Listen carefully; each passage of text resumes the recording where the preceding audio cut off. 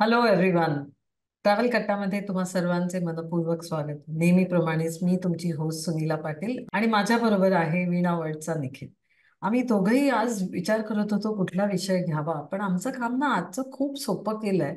ते आपल्या मंडळींनी, आपल्या श्रोत्यांनी, ज्यांनी मागच्या एपिसोडमध्ये कळवलं होतं, कमेंटमध्ये कळवलं होतं की साऊथ अमेरिकेवर आपण एक एपिसोड करूया. सो नक्कीच आज आपण बोलणार आहोत ह्या म्हणजे विशाल कॉन्टिनेंट बद्दल. हा खंड जो इतका मोठा आहे, 400 मिलियन लोक इथे राहतात आणि 12 देश इथे आहेत. सो अशा कॉन्टिनेंट बद्दल बोलणार आहोत. निखिल, काय वाटतं तुला हा साऊथ अमेरिकेबद्दल पॉडकास्ट सुरू करताना? अगदी बरोबर मॅम. खरं तर आपण कमेंट खूप लवकर वाचतो आणि त्याच्यावर रिप्लाय पण देतो. हा हा. तशीच आपल्याला एक कमेंट आली होती की साऊथ अमेरिका बद्दल पण आम्हाला ऐकायला हम्म आवडेल. हम्म तर हम्म याचबद्दल आज आपण पॉडकास्ट मध्ये डिस्कस करणार आहोत. खरं तर खूप अशी बघण्यासारखी जागा आहे, पण त्या हम्म. जागेबद्दल आपल्याला तितकीशी माहिती नाहीये. की बरोबर. हिस्ट्री इतकी चांगली आहे, त्यातलं कल्चर इतकं हम्म चांगलं आहे. हम्म प्रामुख्याने तिथला फुटबॉल, हम्म. त्याच्यानंतर हा तिथली सुद्धा ब्युटी. माहिती आहे. हम्म. सो ह्याचबद्दल जरा डिस्कस करूयात. तर मॅम, कसं इंट्रोड्यूस करायचं हा, आपण हे?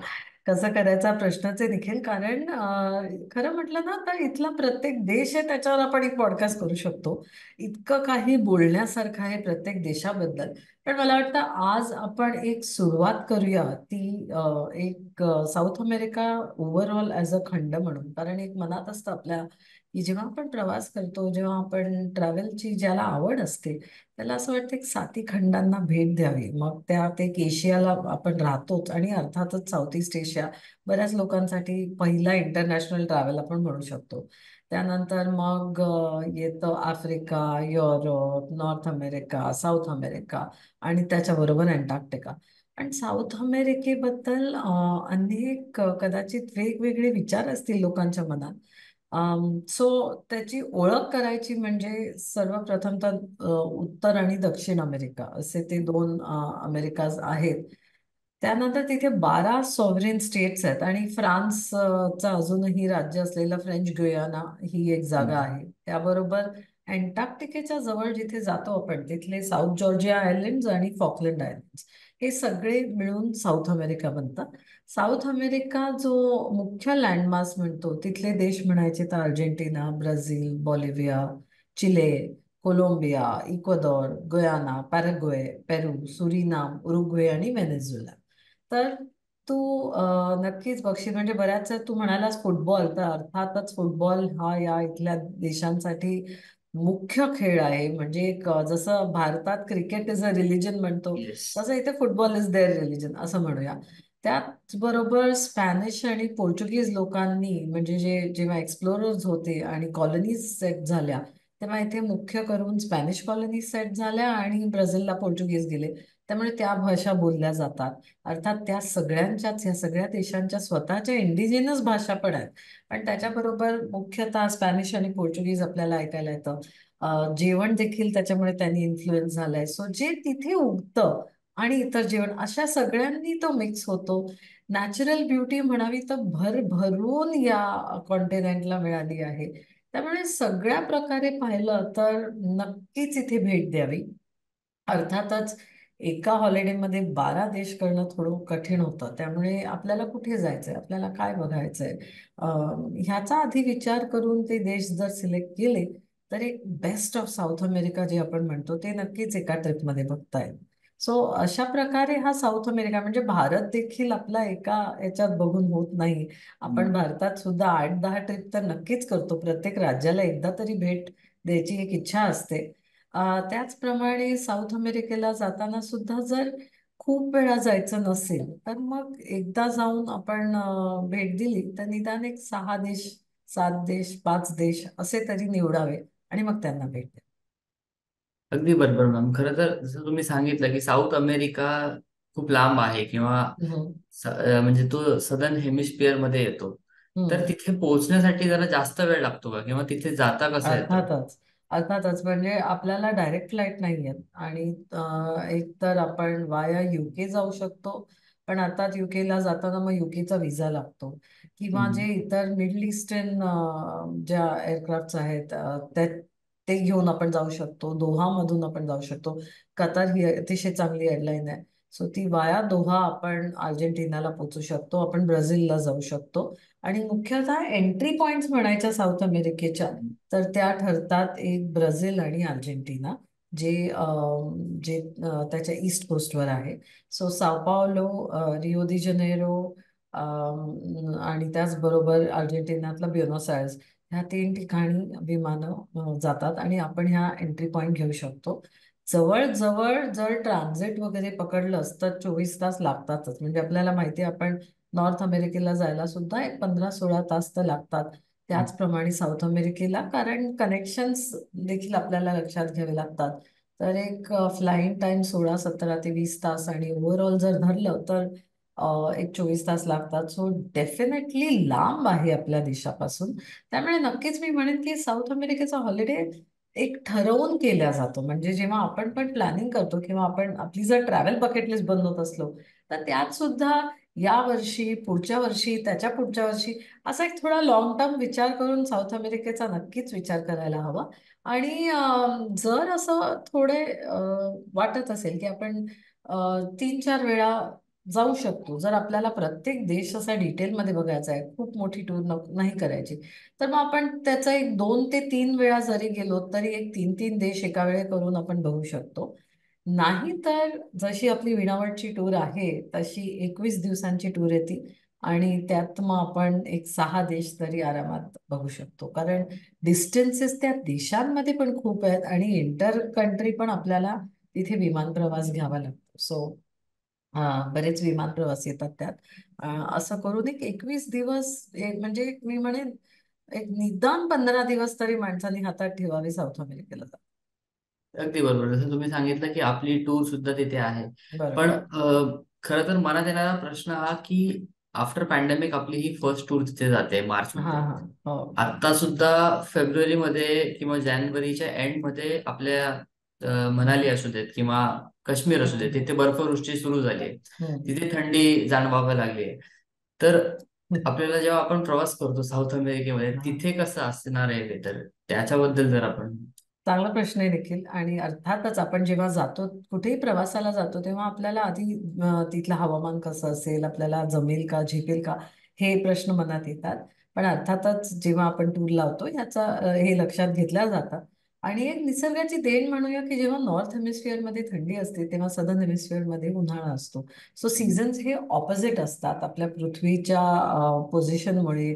सूर्याभोवती जे पृथ्वी फिरते आणि जे टिल्ट ॲक्सिस आहे त्याच्यामुळे नॉर्थ हेमिस्फिअरला जेव्हा समर आहे तेव्हा सदर्न हेमिस्फिअरला विंटर असतो. सो आता आपल्याकडे विंटर आहे, तेव्हा साऊथ अमेरिकेत आता उन्हाळा सुरू आहे. सो डिसेंबर-जानेवारी हा त्यांचा पीक सीझन म्हणूया किंवा पीक समर सीझन आहे. आणि मग हळूहळू तो ऑटम सीझनकडे जाईल. आणि मग नंतर जून, जुलै, ऑगस्ट हे तिथले थंडीचे दिवस असतात. आणि त्यानंतर स्प्रिंग सीझन येतो, आणि मग परत समर येतो. सो अशा प्रकारे ऑपोजिट्स आपल्याला दिसतात तिथे. सो आत्ता जर म्हटलं तर अतिशय चांगली वेळ आहे ही तिथे जायची, साऊथ अमेरिकेला भेट द्यायची.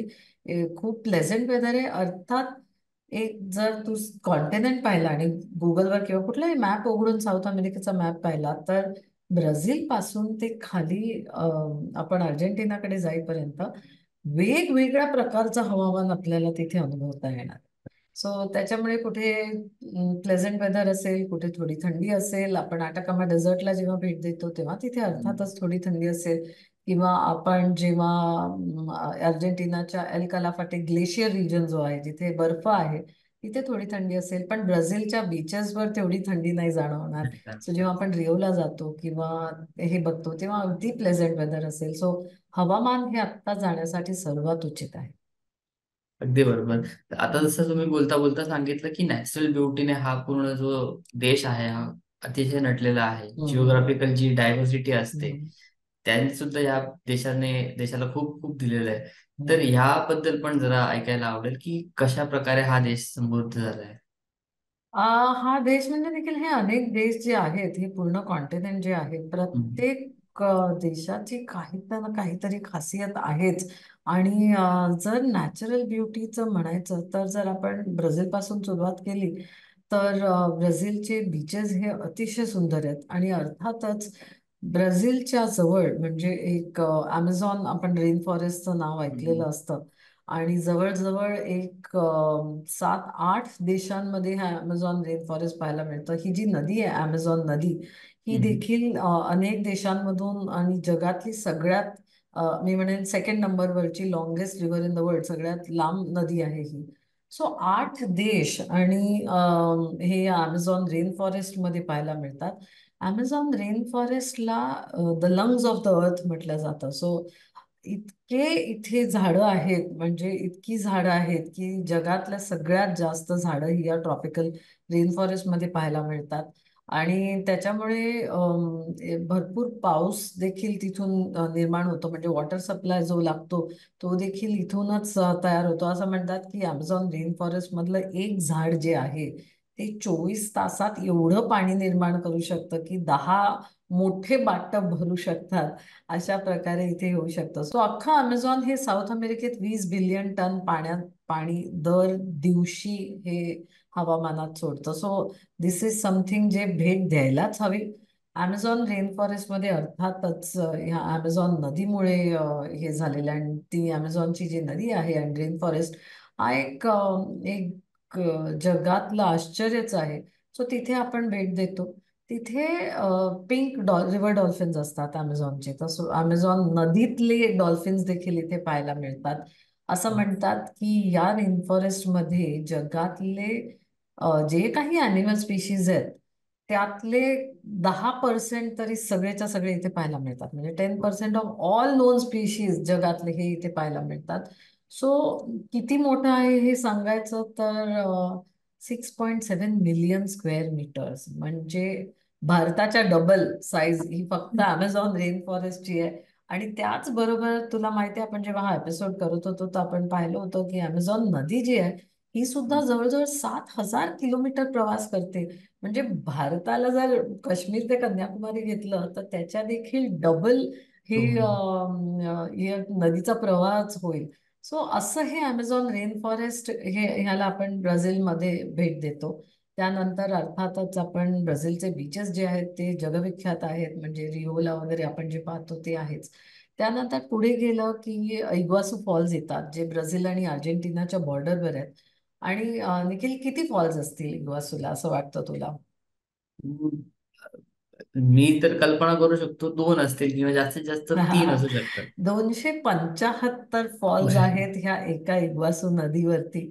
आणि त्याची गंमत अशी आहे की हे फॉल्स कधी फायनल नसतात, म्हणजे पाऊस किती पडला आहे त्याप्रमाणे हे बदलत राहतात. आणि 100 ते 300 वेगवेगळ्या फॉल्समध्ये हे इग्वासूचे फॉल्स होतात. आणि आपण याला ब्राझील साईडने बघतोय, याला अर्जेंटिना साईडने देखील बघता येतं.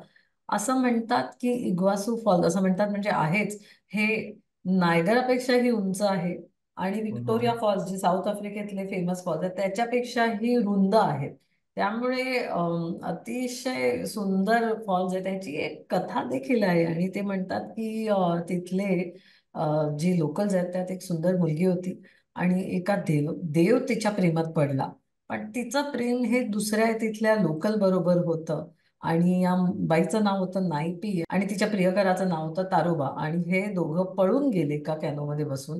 देवाला राग आला आणि त्यांनी ती नदी स्प्लिट केली आणि त्याच्यामुळे हे फॉल तयार हो. झाले असंही म्हणतात. ह्याच फॉल्सला डेव्हिल्स थ्रोट किंवा बिग थंडर, बिग फॉल्स असंही म्हटलं जातं. सो कारण ते खरंच एवढे मोठे आहेत. सो मी सांगितलं तसं एक 275 सेपरेट फॉल्स तरी सगळ्यांनी मोजलेले आहेत. आणि 150 ते 300 फॉल्स ही वेरी होतात तिथे. इग्वासू फॉल्स अर्थातच वर्ल्ड हेरिटेज साईट आहे आणि त्याला सांभाळलं जातं. इथे ना एक ऑस्ट्रेलियाच्या बाहेरचा ओनली मार्सुपियल जो प्राणी आहे तो इथे हम्म. पाहायला मिळतो. नाही तर बाकी सगळे हे मार्सुपियल्स हे ऑस्ट्रेलियातच पाहायला मिळतात. सो अनेक मूवीज इथे शूट झालेले आहेत आणि खरंच बघण्यासारखे आहेत. भरपूर रेनबोज दिसतच राहतात. कुठेही वॉटरफॉल्स आपण म्हटलं तर आपल्याला अर्थातच हे दिसतात. सो अशा प्रकारे हे इग्वासू फॉल्स आहेत. त्यानंतर पुढे आपण जेव्हा अर्जेंटिनात जातो तर हम्म. दक्षिणेकडे जे जसे आपण पोचतो तर अर्जेंटिनात आपल्याला एल कलाफाटे आणि पेरिटो मोरेनो ग्लेशियर, हे एल कलाफाटे ही जी जागा आहे तिथे भरपूर ग्लेशियर्स आहेत, जे बर्फाच्या नद्या आपण म्हणतो ग्लेशियर्स. सो अनेक आईसबर्ग्स आणि बर्फ इथे पाहायला मिळतं. आणि एकदा जर तुम्ही अलास्का किंवा कुठेही बघितलं असेल तर नक्कीच तुम्हाला जाणवेल की हे आपल्या पृथ्वीवरचे उरलेले आईसबर्ग्स जे आहेत ते हळूहळू आईस एज मध्ये आईस मेल्ट झालं आणि उरलेले आईसबर्ग्स इतके सुंदर दिसतं. म्हणजे पॅटागोनिया हा जो पूर्ण तिथला एरिया आहे, हा त्याचे लँडस्केप्स हे खूपच सुंदर आहेत. सो तिथला ग्लेशियर्स नॅशनल पार्क जो आहे तिथे मोठा पेरिटो मोरेनो ग्लेशियर आपल्याला पाहायला मिळतो. आणि एल कालाफाटे ही जागा अतिशय, म्हणजे अर्जेंटिनाचं एक क्राउनिंग ज्वेल म्हणता येईल साऊथकडे. इथूनच पुढे आपण जातो उशुआयाला, जे जे आपल्या अंटार्क्टिका टूरसाठी आपण क्रूज घेतो. तो भाग देखील या ग्लेशियर्सच्या जवळ आहे. त्याचबरोबर चिलेमध्ये देखील काही ग्लेशियर्स आहेत, पण अर्थात आपण जर एका ठिकाणी ते बघत असलो तर आपण दुसरीकडे ते पाहायला जाणार नाही. पण चिलेमध्ये सुद्धा विंटर स्कीइंगसाठी हे प्रसिद्ध आहे. चिलेचं सांगायचं तर थोडंसं जसं आपल्याला न्यूझीलंड माहिती आहे त्याप्रमाणे एक चिलेचं पूर्ण लँडस्केप म्हणा किंवा जे नद्या आहेत, फ्यॉर्ड्स आहेत आणि हे म्हणता येईल. आणि तिथून पुढे जर पेरूकडे आपण आलो तर पेरूमध्ये कुझको ह्या भागात आपण पृथ्वीवरच आहोत की आपण चंद्रात गेलो असा प्रश्न पडू शकतो. आणि तिथला लँडस्केप जे हे मार्स किंवा मून रॉक सारखं असं बरंचसं दिसतं. इट इज जे बॅरन लँडस्केप आपण म्हणतो. आणि खूप हाईट आहे कुस्कोला, त्याच्यामुळे जे अँडेस माउंटेन रेंज आहे तिथे हे सगळं सेट आहे. अर्थातच माचू पिचू त्याबद्दल आपण नंतर बोलूच, ते देखील इथे दिसतं पेरूमध्ये. अम, त्याचबरोबर तिथे काही आयलंड्स आहेत, लेक्स आहेत. लेक टिटिकाका ही सगळ्यात मोठी लेक देखील बोलिव्हिया आणि इथे पाहायला मिळते. सो अशा प्रकारचे अनेक नॅचरल वंडर्स आहेत. त्यात अटॅकामा डेझर्ट हे सुद्धा जगातलं सगळ्यात एक ड्रायेस्ट एरिया ऑन अर्थ ज्याला म्हटलं जातं, तो अटाकामा डेझर्ट देखील इथेच आपल्याला पाहायला मिळतो. सो म्हणजे तिथे असं म्हणतात की काही ठिकाणं त्या डेझर्टवर अशी आहेत की त्यांना अनेक वर्ष पाऊस पडलेला नाही, म्हणजे काउंटेबल पाऊस नाहीच आहे. आणि हा जो चिले च्या एरियामधला जो अटाकामा डेझर्ट आपण म्हणतो, तर एक अँटार्क्टिकाहून येणाऱ्या थंड पाण्यामुळे आणि थंड हवेमुळे या डेझर्टला पाऊस मिळत नाही. आणि जगातलं सगळ्यात ड्रायस्ट डेझर्ट हे इथेच आहे. इथे अनेक जेमस्टोन्स दिसतात, हँडीक्राफ्ट देखील दिसतात. आणि अक्षरशः जर मार्शियन हा मूवी तू पाहिला असशील तर अटॅकमाला गेल्यावर जे सगळं लाल माती दिसते मार्सवरच्या सारखीच, आणि बराचसा डेझर्ट हा तिथे चालताना वाटतं अरे आपण मार्समध्ये वगैरे आहोत का असं. म्हणजे मार्सला तर जायला कदाचित होणार नाही, पण अटॅकामा डेझर्टला नक्कीच आपण भेट देऊ शकतो. सो अशा प्रकारे प्रत्येक देशात इथे काही ना काही ना काही वेगळं आहे. आणि म्हणजे त्याचा बेस्ट पार्ट असा आहे निखिल की कुठे पाण्यामुळे जाणारं एक अख्खं रेन फॉरेस्ट पाहायला मिळतं, तर दुसऱ्या एंडला आपल्याला डेझर्ट पाहायला मिळतं. कुठे डेझर्ट म्हणजे गरमी असू शकेल तर तिथे बर्फ देखील आहे आणि थंडी देखील मिळते. त्यामुळे ना मी म्हणेन प्रत्येक प्रकारचं एक वेगळं काहीतरी इथे बघायला मिळतं. आणि अतिशय सुंदर कॉन्टिनेंट आहे हा. सो जिथे जाल तिथे एक डिफरन्स पण आहे, पण तेवढंच सौंदर्य देखील आहे. अगदी बरोबर. हेच माझ्या मनात आलं होतं की एका बाजूला समजा आपण थंडी अनुभवतोय तर तिथे आपल्याला हो. बीचेसवर जरा उन्हाळा पण हम्म. अनुभवता येतो, किंवा एका ठिकाणी आपल्याला पूर्ण ती अमेझॉनची नदी दिसते जिथे खूप जास्त रेनफॉल होतो किंवा खूप पाणी आहे, आणि ऍट द सेम टाइम आपल्याला एक डेझर्ट आहे जिथे हम्म. खूप जास्त दुष्काळ आहे. सो अशी कंट्री आहे किंवा असा खंड आहे ज्याच्यामध्ये आपल्याला ऑल इन वन सगळ्याच गोष्टी एकाच ठिकाणी मिळतात. हो. ते पण आपल्याच एका टूरवर, जी की टूर आहे 21 दिवसांची, आणि ज्या 21 दिवसांच्या टूर मध्ये आपण हे सगळे वेगवेगळे देश कव्हर करतो, वेगवेगळे एक्सपिरियन्सेस घेतो. खरं तर एक्सपिरियन्सेस म्हटलं तर तिथल्या लोकांबद्दल पण खूप जास्त कुतूहल असतं, की हम्म. तिथले लोक कुठल्या प्रकारचे असतात किंवा त्यांचं काय हम्म. आहे. किंवा आपण जे बघतो युजली टेलिव्हिजन मध्ये किंवा सोशल हम्म. मीडियावर, तिथे असे एकदम फन रिलेटेड आणि खूप असे हम्म. कलरफुल गोष्टी आहेत. लोक पण खूप असे मजा मस्ती करताना दिसतात, खूप छान छान असं वावरताना दिसतात. तर कसं आहे ऍक्च्युली तिथे? बरोबर पॉइंट आहे तुझा निखिल, कारण इथली लोक हे खूप फ्रेंडली अँड वॉर्म आहेत. म्हणजे अगदी आदरात इथे आहे त्यांच्यात भरलेलंच आहे. जेव्हा मी गेले साऊथ अमेरिकेला तर मला असं वाटलं की किती आपल्यासारखे लोक आहेत ते. कदाचित जास्त एन्थुझियास्टिक देखील दिसले सगळीकडे, आणि एक जीवनावर प्रेम करणारी लोक आहेत ही. सो अर्थातच एका देशापासून दुसऱ्या देशामध्ये भाषा बदलते, आणि तर थोडे फरक असतातच.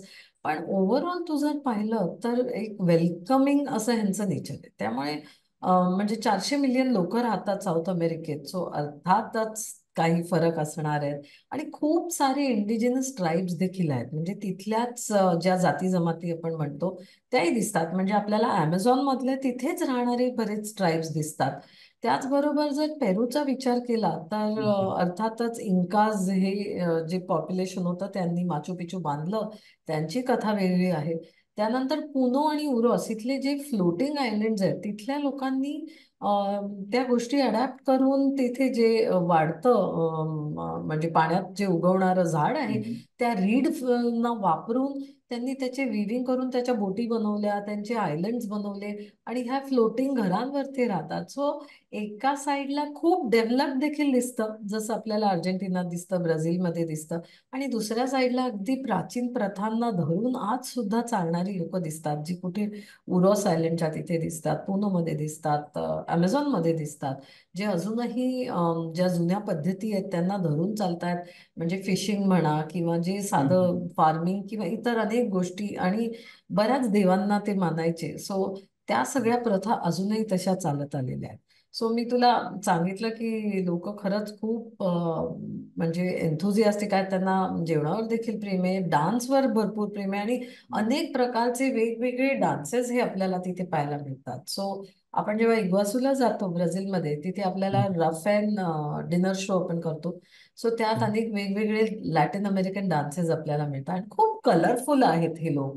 मला वाटतं इथे जसे ते पक्षी आणि हे दिसतात ते देखील इतके कलरफुल आहेत. त्यांचे त्या बर्ड्सचे फेदर्स म्हण, सगळे प्राणी त्यांच्यासारखेच ते लोक देखील भरपूर कलरफुल आहेत, आणि अनेक रंगांनी भरलेला असा हा साऊथ अमेरिका पाहायला मिळतो. सो एक बार्बेक्यू डिनर शो असतो राफेल, तो आपण बघतो. आणि अर्थातच अर्जेंटिनामध्ये जो प्रसिद्ध आहे टँगो डान्स, हा टँगो डान्स बघितला जातो. टँगो एक अतिशय पॅशनेट डान्स आहे, आणि त्याचे थोडे रूट्स असं म्हणतात फ्लेमेंको डान्सिंग, जे स्पेन पासून आलं त्याच्यात आहे. आणि फ्लेमेंकोचे रूट्स हे निखिल आपल्या भारतातून जे राजस्थानमधून जिप्सीज गेल्या त्यांच्यात आहे. सो मी म्हटलं ना, हम्म. कुठे ना कुठेतरी मला भारताचा कनेक्ट जाणवतो. हा, एकदा आम्ही असेच कम्युनिटी एरियामध्ये फिरत होतो ब्युनॉस मध्ये टूर नंतर, आणि अचानक चालता चालता एक मुलगा आला, आणि त्यांनी माझ्या कानामागे एक फूल लावून मला घेऊन तो नाचायला लागला. मला कळेच नाही काय चाललंय, पण त्याने मला पटकन 2-3 टँगोच्या स्टेप्स शिकवल्या. मग अर्थात लक्षात आलं की जसे इतर ठिकाणी युरोपमध्ये देखील हम्म. लोक उभे राहून फोटो काढतात, तसं आपण त्यांच्या बरोबर फोटो घेऊ शकतो एक छोटीशी अमाऊंट देऊन. पण मला इतकी गंमत वाटली की तो आला, त्यांनी माझ्या पुढे थांबला, उभा राहिला, एक गुडघ्यावर वाकला, आणि सडनली मला घेऊन तो नाचायला लागला. मला कळेच ना काय चाललंय.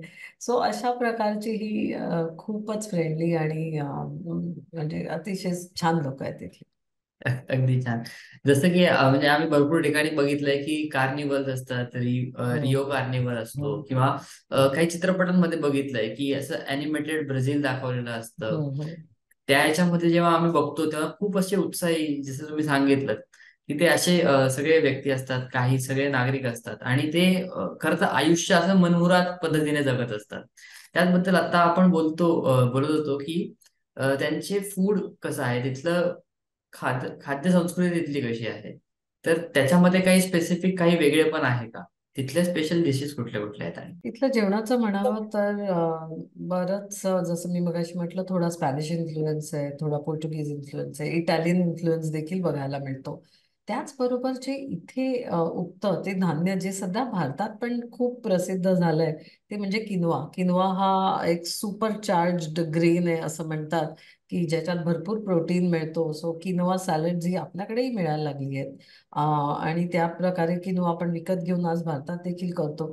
पण हा पेरू आणि बॉलिव्हिया मधून येतो किनोआ. त्यानंतर अर्जेंटिना आणि ब्राझील देखील हे मुख्यतः मीट इटिंग देश आहेत. सो त्यामुळे इथे बीफ, आणि अर्जेंटिनामध्ये काउबॉय कल्चर खूप आहे. सो काउबॉयज आहेत. तिथे फार्म्स असतात मोठे बीफचे. सो स्टेक्स जे आपण म्हणतो ते इथे पाहायला मिळतात. ब्राझीलमध्ये जसं मी म्हटलं, एक बार्बेक्यू डिनर आपण घेणारच आहोत आणि त्याचा अनुभव देखील घेणार आहोत. त्यात व्हेजिटेरियन देखील ऑप्शन्स असतात. आणि अनेक प्रकारचे वेगवेगळे, म्हणजे चिकन पासून ते अनेक वेगळ्या मीट्सचा देखील इथे अनुभव घेता येतो. त्याचबरोबर लोकल व्हेजिटेबल्स देखील खूप मिळतात. पेरूमध्ये बटाटे सर्वात आधी लावण्यात आले असं म्हणतात. सो पोटॅटो जे जगाला दिलं हे देखील साऊथ अमेरिकेने दिलेलं आहे. आणि अर्थातच इथे डोंगर उंच असल्यामुळे आणि पाऊस छान असल्यामुळे कॉफी ही अतिशय चांगली कॉफी इथून मिळते. सो अशा प्रकारचे अनेक वेगवेगळे इन्फ्लुएन्सेस दिसतात.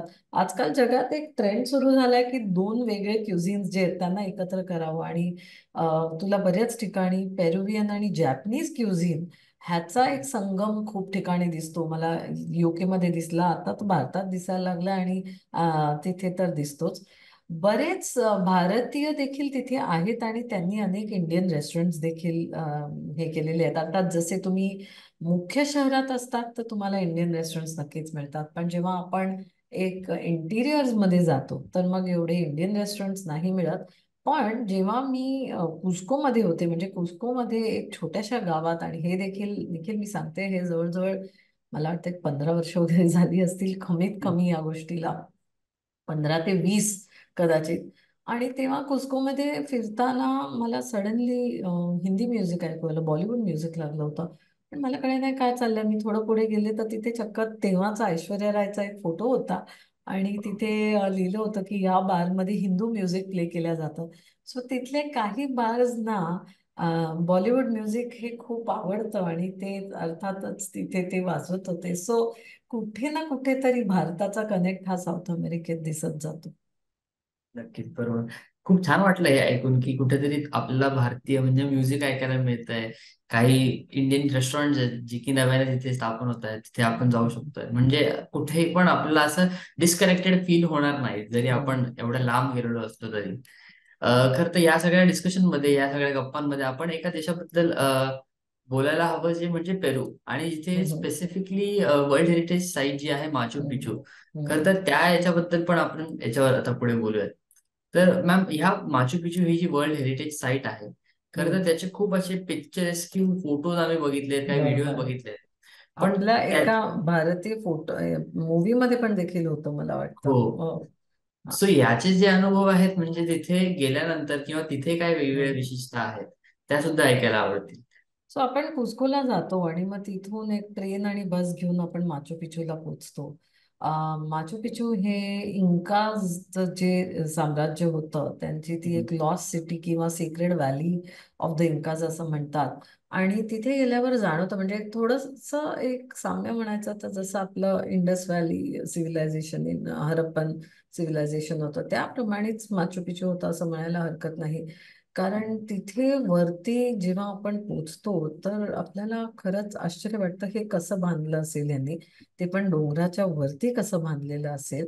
आणि त्यांचं आर्किटेक्चरच वेगळं आहे. म्हणजे त्यांचे जे रस्त्यांचं नेटवर्क होतं अख्ख्या रिजन मधलं, हे वाखाणण्यासारखं आहे, कारण खूपच सुंदर आहे ते. आणि इंका ह्या शब्दाचा अर्थ आहे रुलर किंवा लॉर्ड, आणि जो रुलिंग क्लास होता त्याला इंकाज हे म्हणायचे.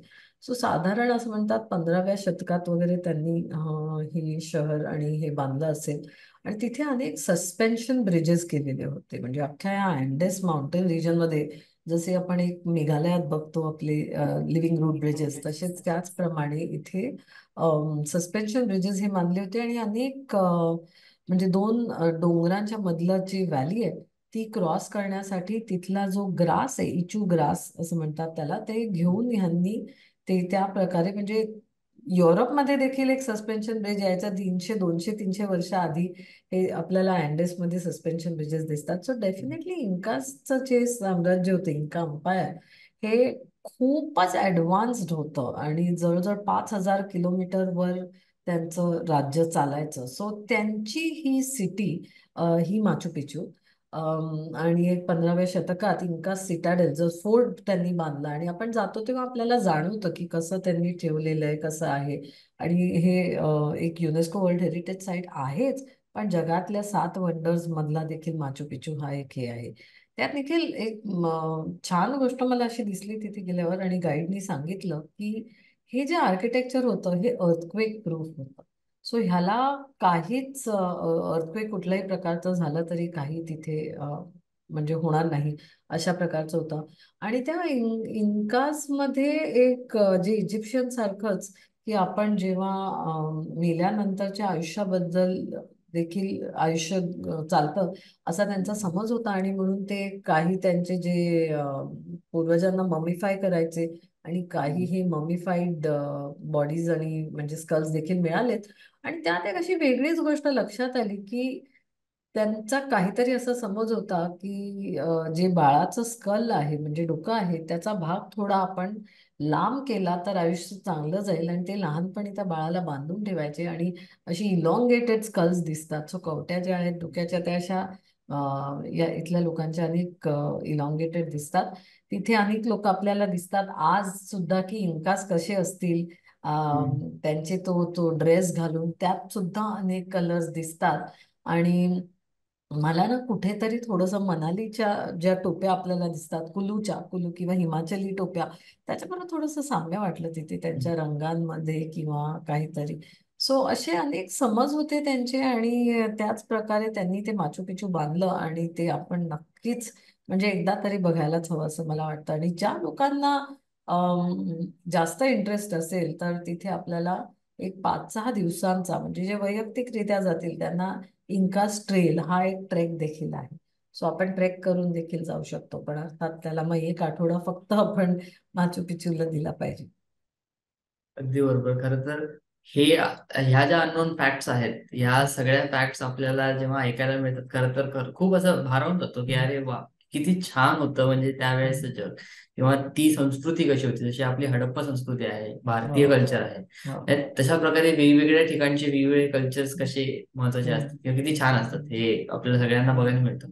खरं तर आजचा हा एपिसोड खूप जास्त असा फुल पॅक परफॉर्मर म्हणतो ना, असा एकदम छान एपिसोड झालेला आहे. आणि जसं एपिसोडच्या एंड कडे येतो तसा फक्त आपल्याला एक टॉप अट्रॅक्शन्स काय आहेत हे एकदा आपण हायलाईट करूयात, आणि मग आपण या एपिसोडला संपवू शकतो.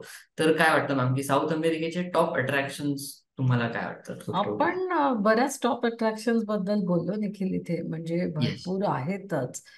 इग्वासू फॉल्स आहेत, ग्लेशियर्स आहेत, अटाकामा डेझर्ट आहे, नॅचरल फिनॉमिननी आहेत.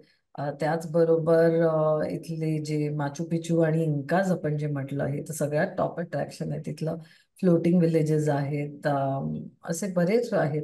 त्याचबरोबर एक जे मनुष्याने बांधलेलं मुख्य अट्रॅक्शन मी म्हणेन ते म्हणजे इथलं क्राइस्ट द रिडीमर हा स्टॅच्यू, आणि तिथला शुगरलोफ माउंटन जिथे केबल कार घेऊन जाता येतं.